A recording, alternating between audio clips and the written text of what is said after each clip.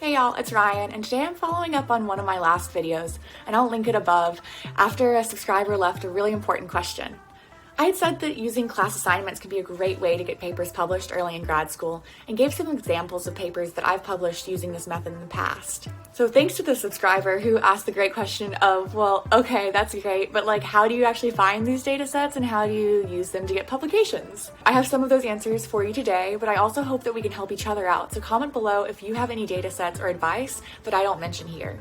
Okay, first, how do you go about finding these data sets? First, ask your advisors and other grad students around you if they have any data sets that they use, because probably that'll be the closest to what you specifically need. And this is how I learned about the Pittsburgh Common Cold project data sets. There are also some amazing lists already made with more than 100 open psychology data sets. And I'll link those in the description below. You can search through these data sets, but you really need to know what kinds of questions you want to ask before diving into all of this data.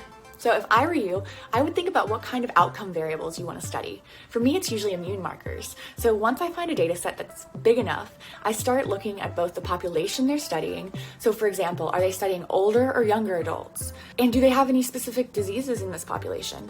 And the variables available in that data set. So for example, in the Pittsburgh Common Cold data set, I looked to see what inflammatory data they had, and I was so excited to learn that they collected local nasal inflammation every single day for 5 days after being exposed to the common cold. So this meant that I could ask some really cool questions around what predicts the trajectory of local cytokine production while a person is sick with the common cold. Like I said though, you also want to know what population the study is sampling from to know what kinds of conclusions you can draw and if this is really what you want to focus on.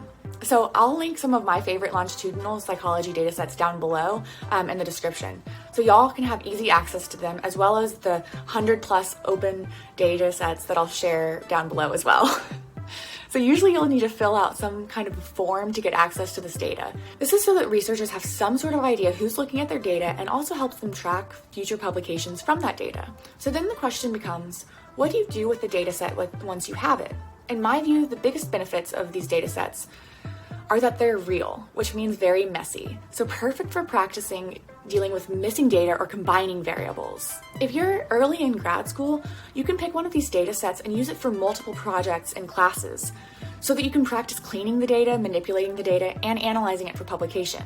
Depending on your stage, this could take a lot of time, and that's really totally okay.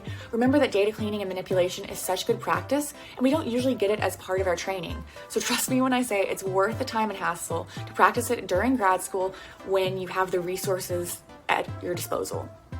These kinds of projects can also be great to work on with other graduate students who are in your program or that you meet at conferences, right? Because you can agree on a couple of projects, split up the work, and learn all sides to this while you have the support and camaraderie of fellow students. All right, y'all, that's all for today. Leave a comment below if you like this format and I'll do more videos like this. Thanks for stopping by and click like or subscribe if you haven't already.